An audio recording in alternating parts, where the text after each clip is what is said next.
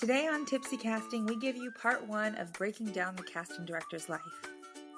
Casting directors' relationships with agents and managers in the industry. Now grab your cocktail Or mocktail. and enjoy.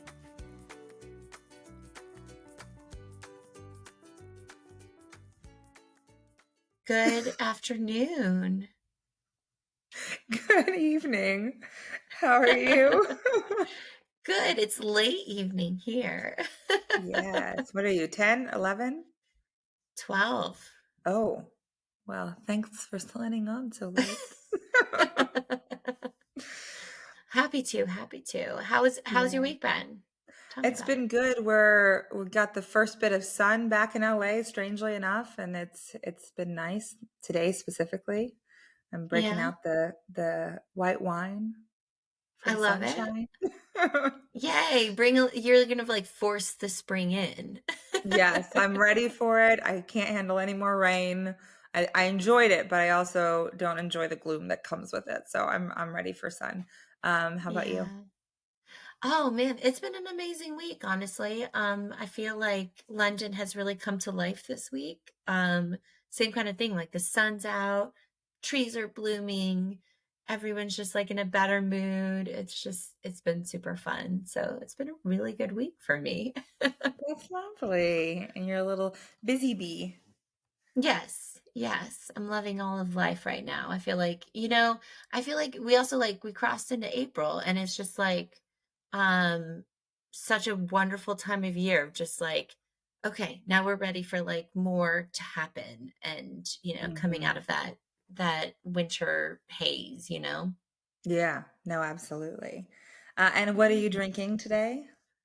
So I have a Spanish red Ooh, wine. What about that you? sounds. I'm doing a La Flor Sauvignon Blanc. Ooh, so we're both on the wine track today. Yes, I was too I'm loving lazy to it. make a cocktail. Sometimes simple is where you get it.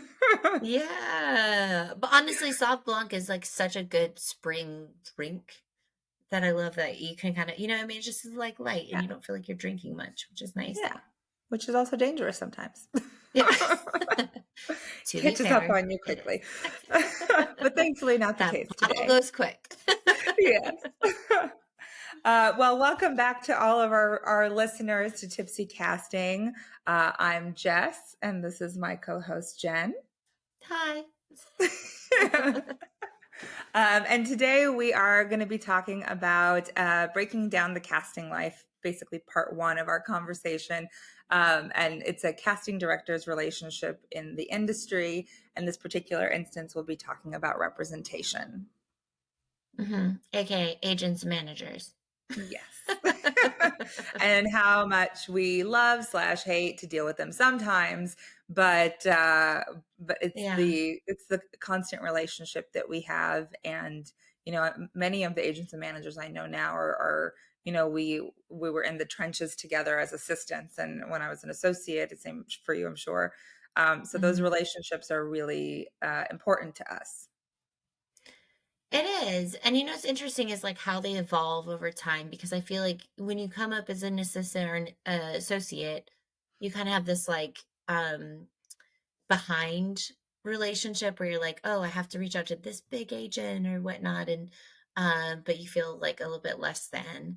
And now we're kind of in the position where agents and managers we're all an equal playing field as once we move up that ladder. So but it is kind of interesting to me because some people tend to move with you where they're like, oh, let's all collaborate and bring each other up Mhm. together. And then you have the agents and managers who kind of go up in the world and you're like, oh, And away. you're too little for me now. You have Yeah. now you have now fallen down my ranks.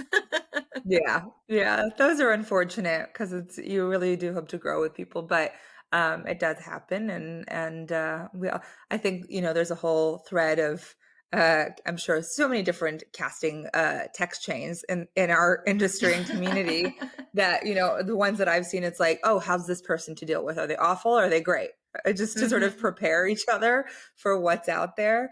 Especially, I think it's like really important to talk about in the current landscape of the industry, of getting coverage on your scripts and all of those things when Mhm. you're casting a project, and sort of the dynamic that exists now in a sort of post-COVID space, Mhm. Mhm. because I think the So, you know, business has changed so drastically. yeah, so I would say I think one thing that people don't really understand about casting directors is the fact that we have agents ourselves. Mhm. I think, I've chatted to people who are kind of surprised by that fact. Mhm. So I would love to know, how did you get your agent when you first started out on your own? My agent was actually my covering agent on a project, on many projects, and he put me up for a job that was it was at UTA. The director was at UTA, and so he put me up for it, and it was a really good experience. And after that, after having that with him, I just asked if he would be interested in repping me. But I will say, I think it's important to differentiate the relationship that we have with our own agents versus what actors and like directors and writers have and producers, Hmm. because for us, and you tell me if your experience is different. For us, they do our deals, but they don't necessarily seek jobs for us, and that's something that I'm definitely craving a little assistance with that. Yes. So to be fair, that is very true. They don't go out and get us jobs. I've asked my agent before. I'm like, hey, you know, if you hear of anything, like right now I'm Yeah. quite free, or, I'm too busy or things like that. And he's really good about that. But yeah, I got really lucky where when I first started out on my own, um, my current agent was kind of like, he had just become an agent at CAA, and we kind of come up in the industry together. Hmm. And he was so sweet to me, where I mean, he had brought me in on a meeting with some of his other colleagues at the time, and he was like, do you need an agent? Like, I thought I was just going in to be like, hey, I'm pitching this as like, a new company type thing. And he Yeah. was the first one to, because I think it's kind of awkward for casting directors to be like, hey, will you be my agent? Yeah. Because they don't make money off of us. It's really more of a relationship based uh, situationship. And so it's, excuse me, it's fun because it's like you get to kind of like maybe put your career in a hand, or like the deal making part of your career in the hands of somebody that you can came up with and you trust and you believe that like will help you get further. So I got very lucky in that sense too, where it was somebody who, I had kind of seen grow into the agent position while I was an associate, and I got to bring in a lot of his new talent for projects I was doing at the time. And then when I decided to go out on my own, we had that long-standing relationship where it was like, oh, you feel comfortable enough like putting me on meetings with people at studios or production companies or things like that, which was really awesome. I really appreciate it. Yeah, I think especially when it happens so organically like that, that's always, I think the big part of it is that, and I don't know what your experience was, but growing up within like the casting hierarchy, I felt like most of us don't know what our value is in terms of like the financial deal making aspect of it, that we tend to Hmm. shy away from asking what we're actually worth, you know? And so I have found it super helpful to have that like middleman to be able to fight for me the way that I wouldn't probably fight for myself. Hmm. And it's been very valuable to have that support, I think. Yeah. And honestly, it's like a very objective opinion, because Mhm. they're not making money off of you, it's something where they're like, "Oh," like he's told me in the past, he's like, "Oh, Jen, I don't think this is worth XYZ that they're offering, and I don't feel like they're going to give you more in terms of like credit, money, things Yeah. like." So it's like it's one of these things where it's like, do because they have such a unique take on the industry, that it's fascinating to me when they come to me, because again, I feel like we are always in the disadvantaged position of like, oh, we have to take whatever work is offered to us. We are in this position that like, and agents kind of bring this amazing outside position of like, well, do you need to do that? Because, you Yeah. know, how is this going to further your career? which has been, again, very, very valuable. Because, and again, sometimes we disagree.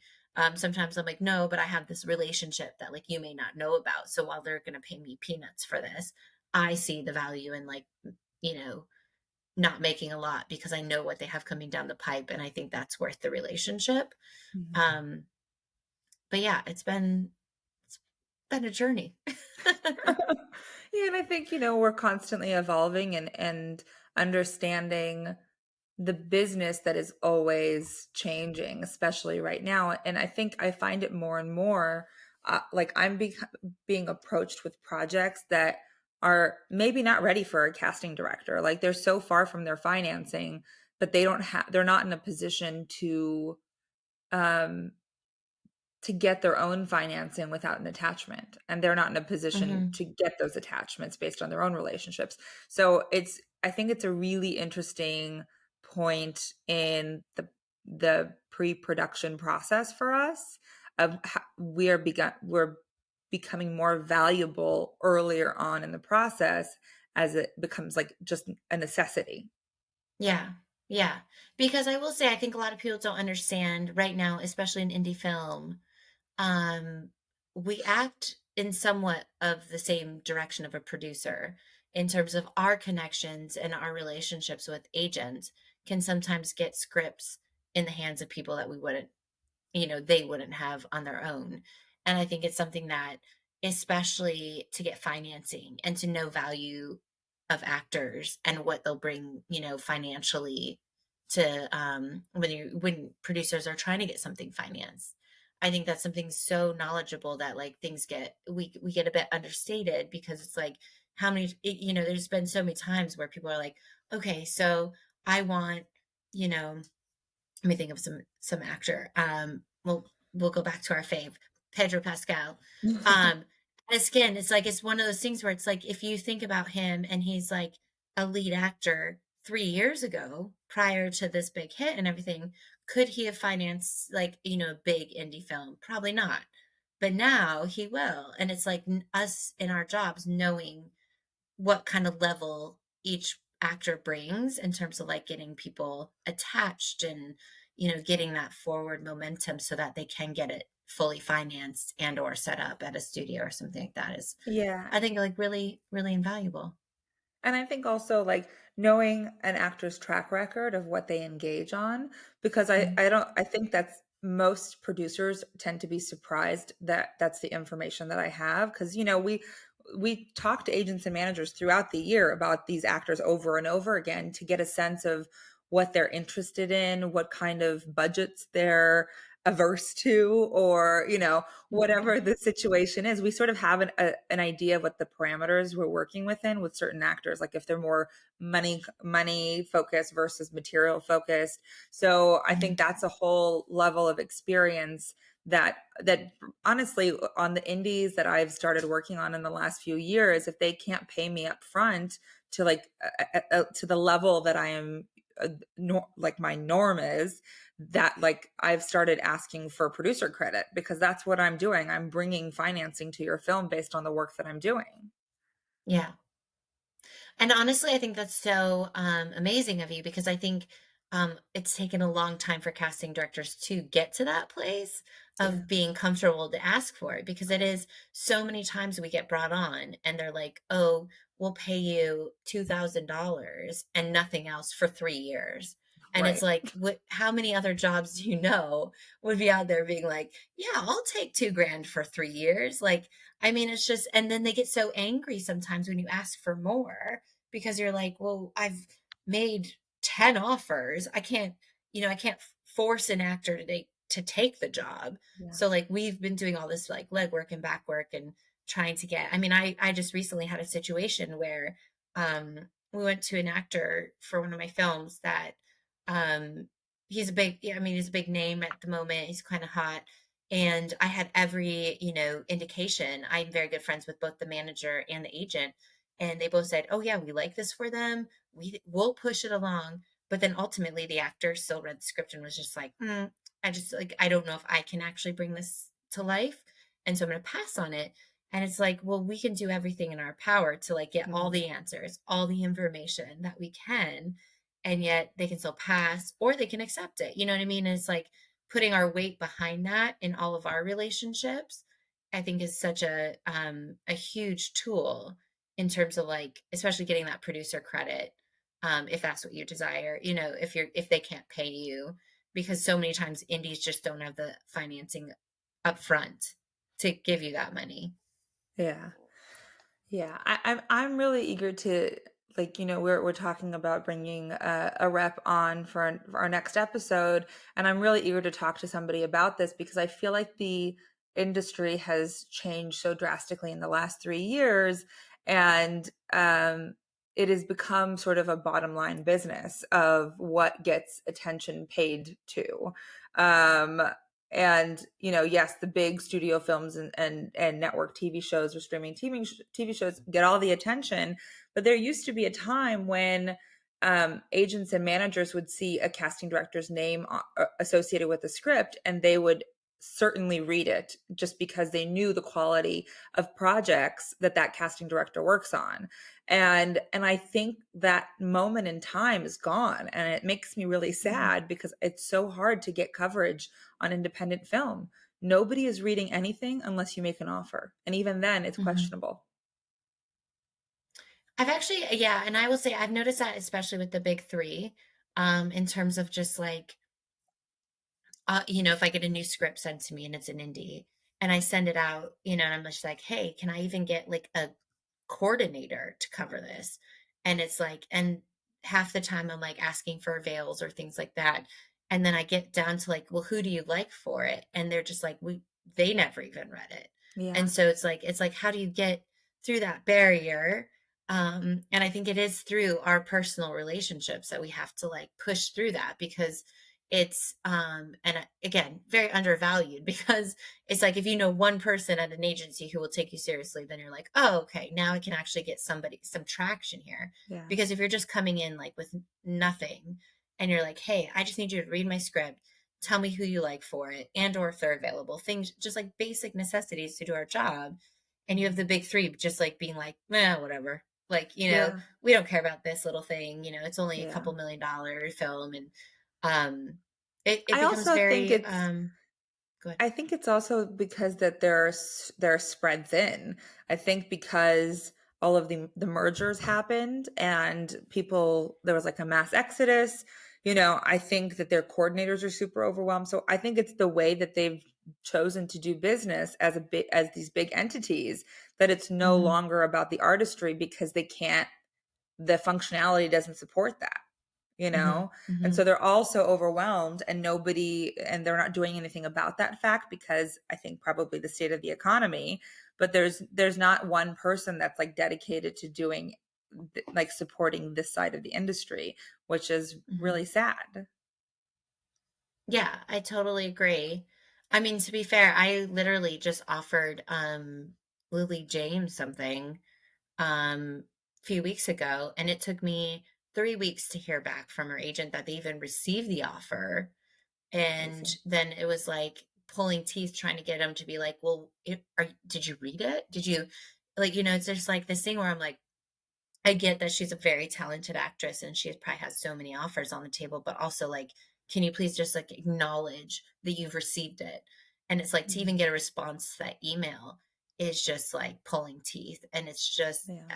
I feel like that has become somewhat of a norm within the indie industry right now, which is not fun to deal with No, by it any takes the means. joy out of the casting process. It's Yeah. really when everything feels like pulling teeth, it's really hard to enjoy the work that you do because I think until the point where we're actively casting like supporting characters or day players, it doesn't feel like casting, it feels like producing, Yeah. you know? Yeah, with none of the pay or none of the No, benefits. no perks. But I will say I do want to talk about like at least some of the positive things because I feel like Mhm, my and you're doing a lot of this and I continue to do like I've always done it is general meetings and the relationships that we have with reps of trusting their taste and the ones that do communicate with us over the years and continue to, when they have somebody new and exciting that they want to introduce us to, because that is so valuable to us. It's not just about like throwing spaghetti. Yeah. Yeah, and honestly, I don't know how, like, I don't know where we'd be without those wonderful agents who like put people on our radars or like really push for people, because one, I feel like again, they're becoming a bit more few and far between. However, I think the more invested they are in their clients' careers, it really translates when they're like pitching or whatnot. And I mean, I hate to be the person of stories, but I have a great story about this. Do it. Where like there's this wonderful, wonderful agent in LA, and I'll say her name to you, but if we want to bleep it out later, Yeah. we can.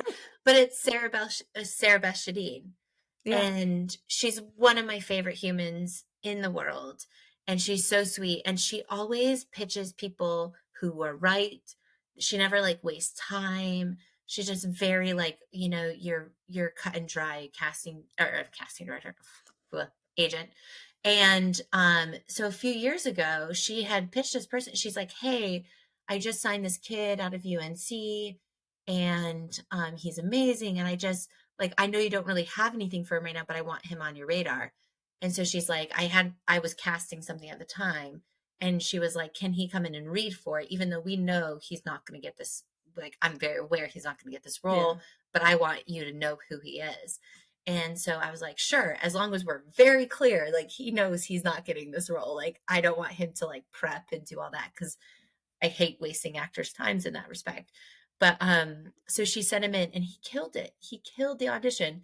And then like cut to 2 years later, I was casting an indie film, and he ended up as the lead of the film. Like, I mean, because I Oh. remembered him from then, and he was so good. And it's like, but I don't know, like, and I'm not saying for every actor to like be like, get me in that room no matter what, you know what I mean? But it was just like, because I trust her taste in actors and her client roster. I mean, if you look at it, it's just like phenomenal.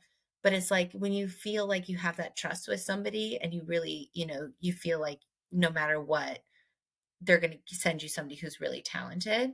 I feel like that opens up some doors for us for future castings of like, oh, I can totally see this person, or I'll remember him or her for whatever coming down the road. Who is the actor? Stephen Friedrich. Oh.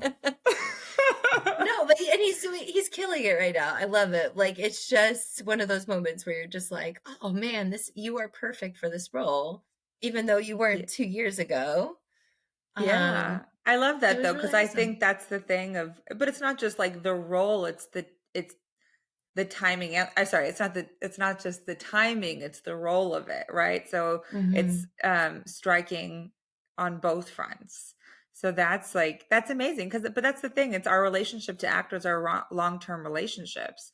So I mean, you said it before, you have like thousands of actors in your head, as I do, and they may not be right when we first meet them, or they may not be quite ready when we first meet them, but it's not to say that they won't be. Yeah, yeah. I mean, honestly, it's just something where I think, and again, I feel like I get this a lot with maybe newer actors or whatnot, but Mhm. it's like if you play the long game and you Mhm. understand that like we're here for years. We're not here for like 1 year. Like it's not the one job that you feel like you're so right for it. It could be 3 years down the road that somebody remembers you for, and it's just, and then that hits and you get it. Yeah. I think a lot of actors ask me like, I went into this office and they haven't brought me in a while. Did I mess something up? And I sometimes it's just they're not working on anything that you're right for. So I Hmm. think that that's like a really important perspective to have, that just because you haven't seen them in a bit, it doesn't mean that you've done something awful. Because most Yeah. cases it's not that.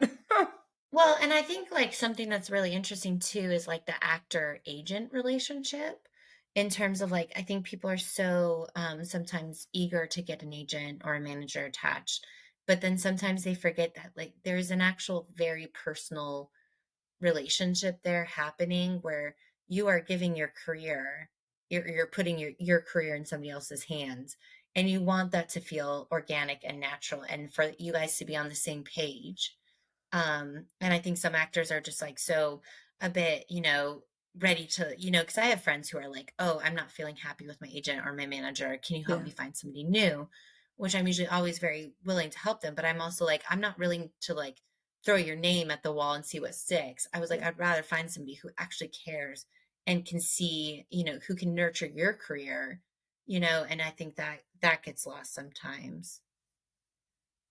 Yeah. I think it's that relationship is so important because I think it's very much like dating.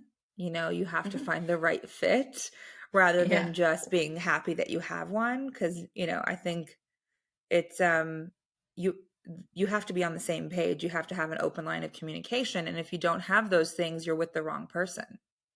I was gonna say, it's funny because I think like sometimes that because I don't think any rep out there actually has the intention of being like, I'm gonna tank this guy's career, like I don't, I think I'm gonna like hurt this person. But I do think it happens inadvertently because they don't have the passion for like, XYZ actor of like some age range or they don't have the pull to get them in where like somebody's like, I'm shooting for a Marvel movie. And they're like, well, we're shooting for like a NCIS recur. Like, Yeah. I mean, you can't get too far there on the spectrum. And I think that like sometimes finding that mixture of like having that realistic agent who really wants to like help you and nurture you and like build you no matter even if you think it might be different. I've seen it happen so many times where it really helps the actor in terms of if you can get on the same page as your agent or your manager, then you can really move forward and create a foundation for a really, really amazing career. Yeah, and it's so important to be intentional with all the choices, like whether it's picking, like, sort of going back to the thing of just like being happy having an agent or manager. When you're going through that process and looking for those reps, it's, I think, so important to look at those client lists and see, are you filling a void that something they're missing? Because when you start to look like many of their clients, that's a conflict within their own list. And so if they're willing to do that to their own list, it starts to feel more like spaghetti, I think, at the wall. Hmm. Totally. I agree. I think it's just kind of again, I think it's like a fascinating situation because everyone's like, I need a manager, I need an agent, I need Yeah. somebody to like put me out there.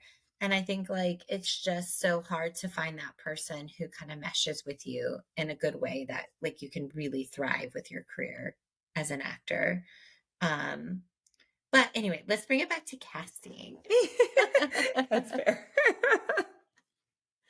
Okay, so like what are some if you have any, do you have any crazy stories about like dealing with agents or managers of like in the good, the bad, the ugly, like in terms of maybe like what you want more from agents and or maybe what they do amazingly? I'm like, I have lots of ugly stories, but I don't want to focus our energy there. Yes. No, I think I think for me that relationship is so important because even when I find actors that I am so captivated by that maybe are not represented, whether it's in the States or just haven't found the right match, like I'll reach out to reps that I'm close with just on my own accord and see what their take is on these particular actors, and to have that sort of um small group of people that I trust and who trust me on both sides of the taste spectrum, I think is really valuable and also gives me a different perspective of what Hmm. the needs are on the rep side. Um but I think I just, for me, what I wish, what I want for the future, especially being one that hopes for some sort of hybrid of being back in the room. I think communication is going to be more vital than ever, because if we're going into a space where we're allowing people to self tape and or be in the room, um, it's so important. And I think there's not enough transparency because it's like I don't want to waste my time and I'm happy to keep people in the mix even if they're in contention for something else. But I think that Mhm. that's, there's such a desire for control on the rep side that sometimes will not be as transparent or truthful of what's going on their side of things, that it puts us in jeopardy with our producers, and it's Mhm. really uncomfortable, and it doesn't have to be that way. Like, we can be honest with each other and move forward in a very fluid space, because things are moving very quickly in the industry most of the time. I totally agree. That makes sense. I think it's a really good point too in terms of like the transparency aspect because I think it comes like from a more whole view of like, because you know how many times I've had actor friends who are like, I want to do indies. And I'm like, I cast indies. So I'm like, sure, I'll bring you in for my scale indie. And they never even see the audition. And then it comes back later and, gets exposed that like things aren't being passed along. That there's a bit of gatekeeping happening within the agency level of things, and it's like, so I always tell friends of mine who are actors, I'm like, please tell your agent, like, I want to do like, again, if you care about the money and you only want to do like big budget stuff, good for you. Hats off. Like, go do it. But like in our world of like the indies, if you want to do something cool that maybe might not make you as much money, but send you to a festival or something, like be very clear, because there's been so many times where, again, I've put friends of mine or people I know who I've had generals with who are like, I want to do these cool indies, and or I want to do something so different from the roles I've been doing, and Mhm. then I put them up for it and they pass, and I should say they pass, Yeah. in quotations, um because then after the fact I'm like, you passed on this, and they're like, wait, I never even got that. And so it's like, and agents are like, gatekeeping that. And so I think it is very, I wish there was a bit more transparency in that respect of like, even more so with like being available and putting people forward, as you were talking about, for our projects. But it's like also, like, I don't know why there's sometimes a game afoot. Well, that was the whole Because reason why Jennifer Lawrence like abandoned her team, was because there were things that she was interested in that weren't making their way to her.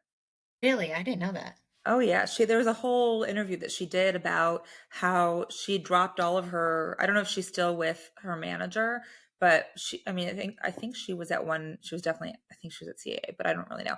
But she left them because there were interesting filmmakers that she would have been game to work with, but she never saw those scripts or those offers come through because they were doing that. Really? Exactly. So yeah, it's interesting, That's but fascinating to me because I'm like, it's one of my biggest pet peeves, I have to admit, is that like, we have these scripts and like, again, and I believe you could like, function or like reiterate this for me, is that like if I had a dime for every time every producer or director was like, but my script's different, yeah, like we want to go out to Brad Pitt, but like, we and would be he'll really rich.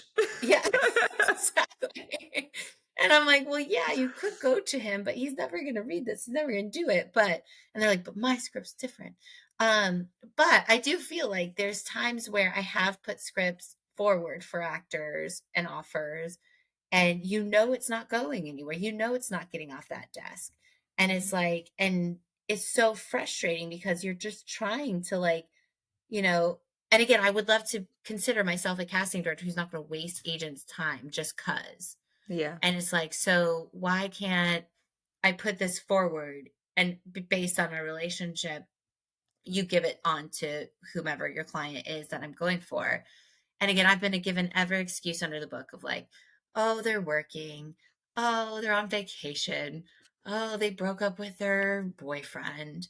Like, it's just like, you get every excuse as to why they haven't read it. And then I'm like, oh, wait, you never even sent that to them. Like, why am I just like running in circles? Just be honest for once.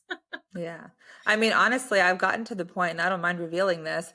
but I bought like I have a email tracker on my professional email, and anytime I send an offer, I track the shit out of those offer letters, off of the attachments, all of those things, because that will at least manage my expectations of the timing of it. So right now I have Hmm. an offer out to an actor. It's been sitting in the manager's inbox for a week and they haven't touched it. Yeah, Really? and I've like followed up and all sorts of stuff, and it's like to tell me, oh, I know when people are lying to me Yeah, now, I which is know. great because I know who to trust and who not to trust. But Yeah. that's literally how I function now, and so I can keep my producers apprised of when an offer is actually being looked at versus when I sent it. Hmm. Hmm. So yeah. That's fancy. I think I need to get that, to be fair. I just am one of those annoying people. I'm like, hello, hello. Literally, I sent an Oh, I email do to an that agent. too. Don't worry. I sent an email and I literally was like, is there a reason you're not responding to my emails? Like, have I hurt you in some way? Because I just was so angry. Like, it had been so long. And I'm just like, I Yeah. followed up so many times. And I'm like, what? I don't understand. Like, this is your one job. Like, Yeah. I get that you're supposed to give us ideas as well. But even that to me is becoming a bit like scarce. Like, I don't feel like we're getting pitched nearly as many ideas as we used to get pitched. No. I mean, we could put a script out and then I would get like 5 emails a day being like, hey, if they pass, please consider XYZ, and I feel like that doesn't happen anymore. Um, and I just don't understand, like, again, I don't understand why there's a breakdown in the system. Um, to be fair, I wish it would be better, but and I don't know how to fix it, but it's just something that like I wish agents were a bit more, especially the ones you have relationships with, can be a bit more transparent and like less gameplay, because it's like I feel like to them sometimes, you know, it's funny. So I will tell you this. So like being in the UK, it's been kind of interesting because there's, a lot of times bigger name actors will split their, they have agents here, they have agents in LA. And I recently went into an agent's office, which I won't say for her sake. But she literally, like in the past year, like I've made offers through US agents and who's all repped by the same person here. And I go through the whole rigmarole because I don't think people understand. Like when we get an approval to make an offer to Brad Pitt, we'll say, then we have to, it's not only like just getting the approval, then you have to get the financial approval, then you have to get the language approved, and then you actually have to like talk to the agent to make sure like they're gonna pay attention and like get it and they know what's coming at them. And it's like this whole thing that we have to, the whole foundation we have to lay for them. And then we go through all that, and then I literally get an email back because I'll always CC like every person on their team man these days, because I'm like, if anybody, like, I just want anybody to take this offer seriously. So I'm going to put every Mhm. single person you have in your team on this email. And half the time, this poor agent here, she kept responding to me, and she was like, I'm so sorry, Jen. They're not actually available. And I'm like, but you got to be kidding me. I just went through like a week worth of convincing everybody that this is the right actor. This is why we should make the offer. This is how much money we should give them, blah, blah, blah. And yet we still come out on the other end and it's like, oh, wait, sorry, in 2 seconds, they're not really available. But yet, somebody on the US side has said, oh, yeah, they're available. We would love this offer for them, blah, blah, blah. And I'm like, what a waste of fucking time at this point? Yeah, I can't tell you how many times I've experienced that one myself. It's just the most infuriating. And then you look like the idiot with your producers because you wasted all their time and they're like, "Oh, we just figured this out." I don't, yeah, um it's a very frustrating experience. I also think I don't we will definitely have to bleep this out, but there's a certain agency that has Well, a which one? If verb. we're gonna bleep it out, tell me. Yes. It's the you've been Oh, yep. that you have a verb because there's not a lot of honesty there, unfortunately. Mhm, And there were mhm. two actors it happened back to back. It happened once on The Strain where we cast a Canadian actor who was also repped by, and they we literally announced the actor on deadline, and we got a call. The head of FX got a call from one of the like big Canadian studios saying, Mhm. "What are you guys doing? We've never heard of this before." And she's still contractually obligated for another year and a half. And we What? were all like, we had to recast her because they wouldn't release her. And it was Wow. horrible because then we look like the idiots.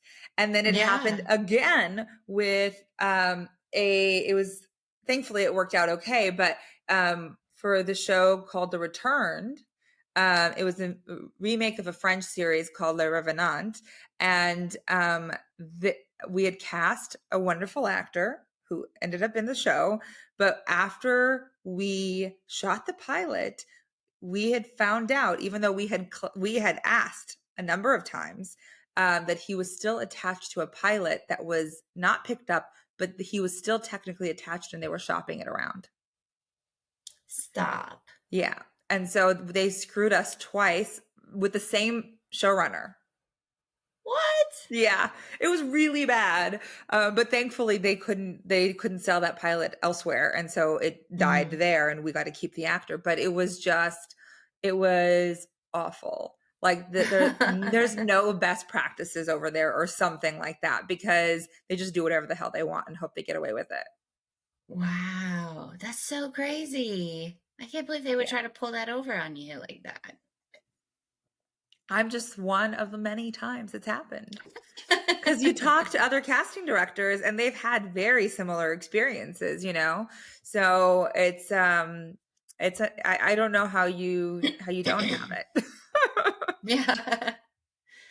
I just it's shocking to me in terms of like again, I kind of understand why they do it in terms of like they're like we got to get our clients jobs and offers and things like that.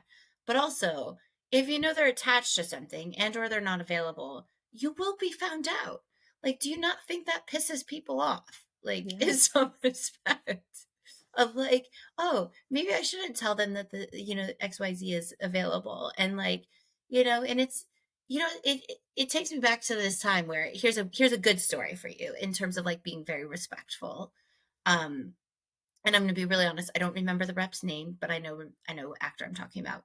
So like I was offering to and I'm gonna butcher his name, so I apologize, but Michael Huisman, Uh-huh. and who I love and adore and think he's an amazing actor.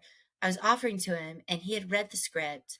He had really liked it. And during that time, he had gotten offered Echo 3 on Apple Plus. And so his agent came to me and he said, she was like, "We love your script, but it's an indie. Like we don't know, you're really not making that much money, like all that kind of stuff. And like in a different world, in a different time, he would probably do this in a heartbeat. However, she was like, "We just got this Apple TV thing. Please understand." And I was like, I actually really respect that because it was done so properly in terms of like, he was fully available when we made the offer. But then now he's not. And he got offered this super cool thing, which, I watched and he did really well in it. And it was a really great show. But it's like, at least you can be honest about it and like let us know in a timely fashion because then at least we as casting directors don't look like we're on the back foot all the time of like, oh, sorry, I didn't know he was attached to an Apple. Like, I didn't wait till my deadline article came out and I saw like, oh, he's attached to an Apple series. And like, oh, that's why my offer has not been answered. And I don't understand why that's not more of the protocol, I guess, for, most agencies, because it's like, if you're just honest about things, like, why is that such a big deal? Yeah, I've had a similar situation, but the thing that I like the best when something like that happens is the agent will try to help find the answer within their own client list of like, who could fit? Mm. Maybe would this person be right? Let's talk to the team and see if we can come up with someone who would be answering your problems in some capacity. So it definitely does happen. I don't want to poo-poo all over all agents and managers.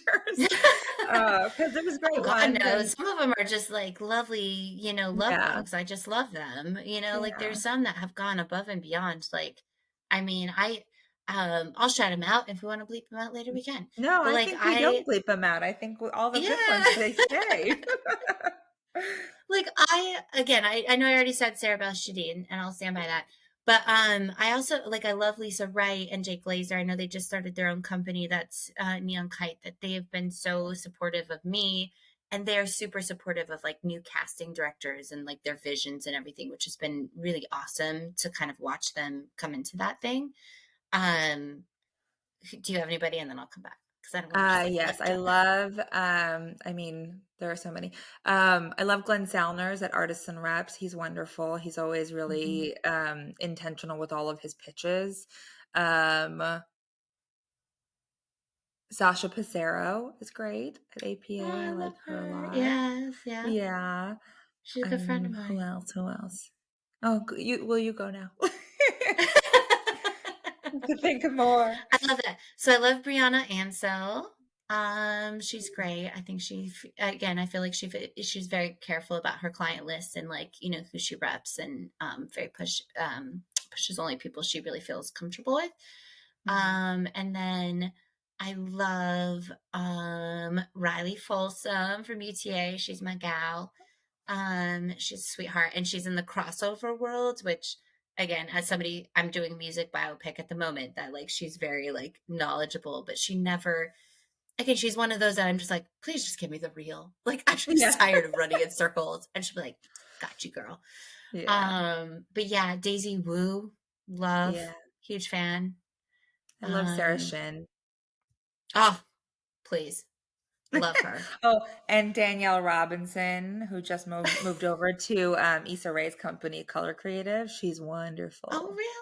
She's really? the best. She used to be at Alan Siegel for like 20 years, and then she just moved over Yeah, there. So there's so yeah, many great ones, honestly. I I think know. we get really frustrated by the ones that are not lovely, but I think Hmm. it's so important to spotlight the ones that are just wonderful people and really, really supportive of our work and us as humans. So it's always nice Hmm. to have that on the other side too. And I think we try our best to do the same of like, especially when they have new clients and taking the meetings and having them audition just to get to know them. So Yeah, it works both ways for sure. yeah, yeah. And I honestly am learning over like being new to the UK, and the difference in managers and agents over on this side of the pond is like they are very, very hands-on with their clients' careers here. And the amount of generals I've been on since moving here has been phenomenal in the sense of their agents are willing to be like, here's a brand new casting director who has not worked in London. Like go meet her because we believe in her. But also then for them to like be able to like come on meetings, and the actors to be able to like really put the best foot forward. And you can see how much they love and adore their agents and managers here, because I feel like there is a bit of a difference and a shift in terms of like the UK agents and managers definitely feel much more emotionally invested in each one of their clients' careers. So do they have But both agents and managers there?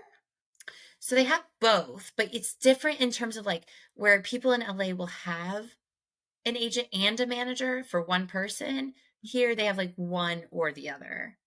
But they Okay. pretty much, I would say, the majority of agents here, outside of maybe like Independent or United, just because they are such a high volume agency here, I will say they act more like managers Hmm. that we have in the States, where they're very like, we know exactly what you want to do. We want to cultivate this career for you.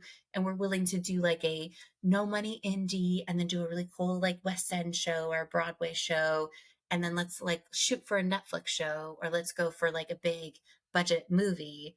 But it's like it's this very well thought out of um foundation of a career, which I've not really found in LA recently, where people like care to like put every puzzle piece into place of like, let's figure out how we can create a 30-year career for you rather than a Mhm. 5 year and make you pop.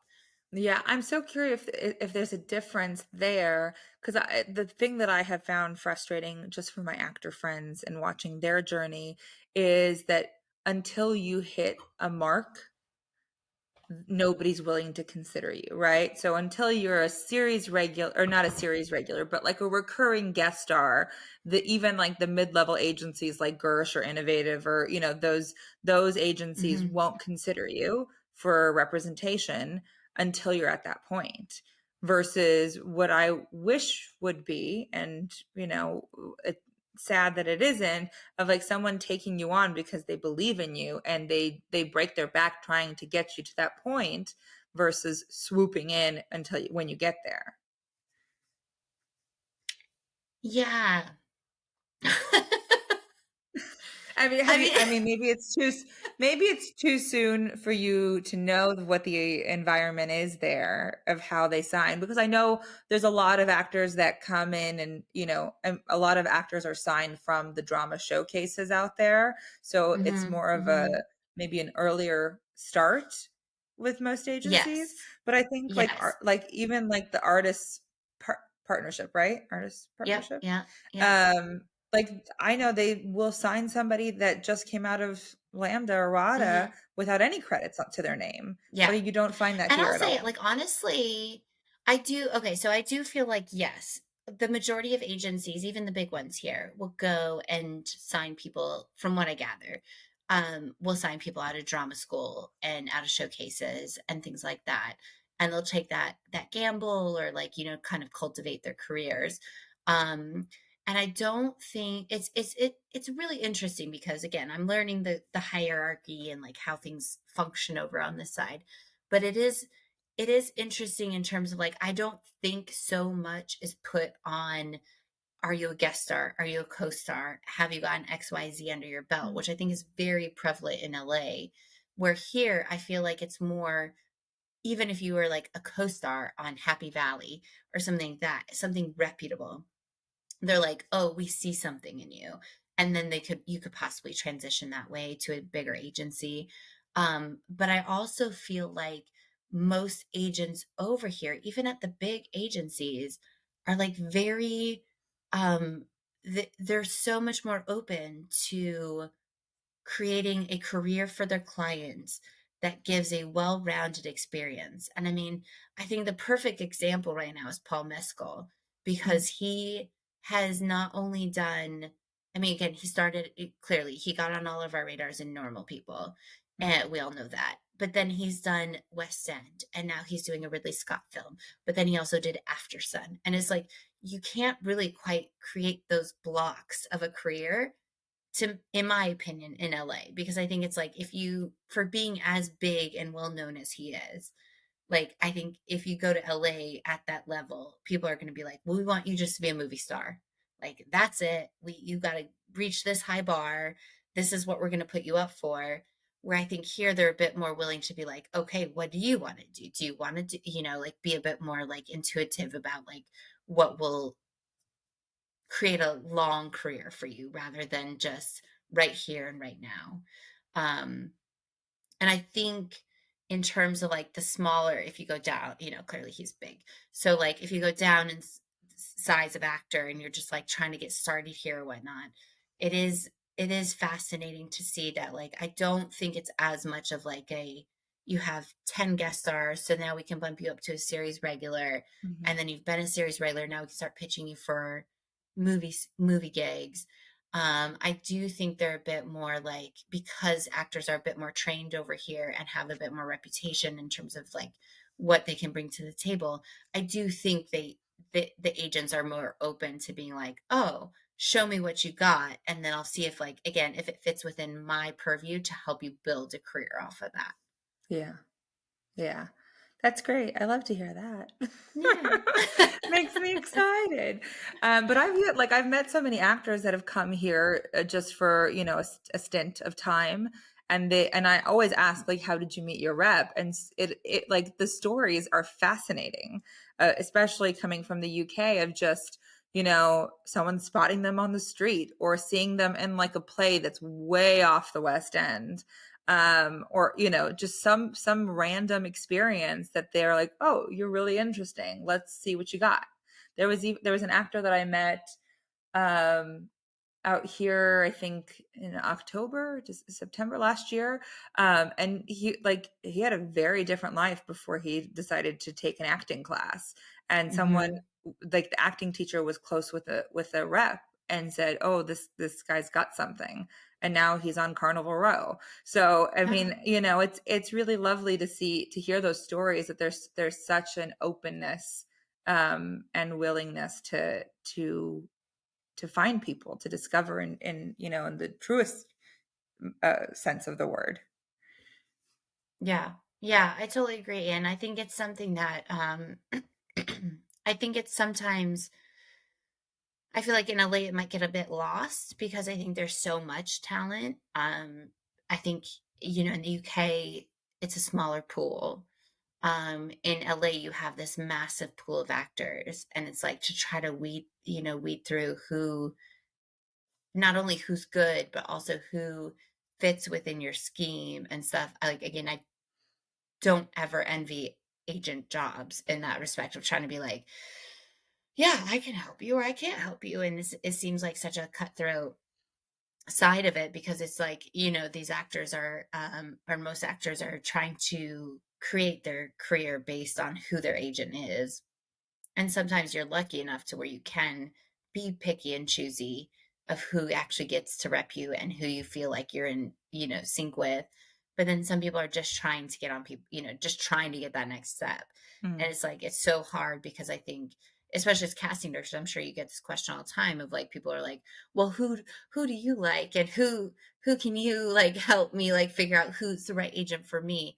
And I think it's just such a personal relationship that like, and there's so many more actors in LA than there are, in other places of the world, that it's like you have to really work hard to find who's on the right level with you, Mm. who sees you, and again, whose list you fit on, because there's so many times that, you can be exactly like five people on their list and like, I just can't take another XYZ actor because I'm already repping so many. And on our side of it, it becomes a bit overwhelming of like, if you have one agent pitching 10 actors that all look the exact same with all the same resumes, Yeah. it's like, well, what what do you want us to do? Like, we can't bring all 10 of them in. So at some point then, like, you have to like stick up for each other. You know what I mean? Yeah. And I think it's also like you start to identify the different agencies and what they specialize in. So it's like, we all know who the youth agents are, and we all know who, like, I love Glenn Sounders and I talk about him all the time, is because I think, especially artists in rep in LA and New York, they're wonderful at having really strong character actors. And so Mm, when I know what I'm looking for, and knowing like a certain quality that I need, like he's my first stop, you know? So I think yeah. we figure who those people are and what they bring to the table with their eye. And it's such a valuable space for us. Well, I'm really excited for our next conversation when we bring on our agent or manager guinea pig. Who will Stay it tuned. be? That is the Yeah, question. Who's brave enough to face the Jen and Jess combo. jury? We will keep you posted, and we will let you know as soon as we have our person or people. I love it. I love it. Oh, this has been so much fun, Jess. I really enjoyed this. And I do hope that at the end of the day, like, not that we've said anything bad, but I do hope that we can bring awareness of like what agents and managers bring to the table in terms of like both sides of casting and repping. And maybe some deficiencies that maybe, hey, who knows, somebody might listen to and be like, hey, I need to step up my game.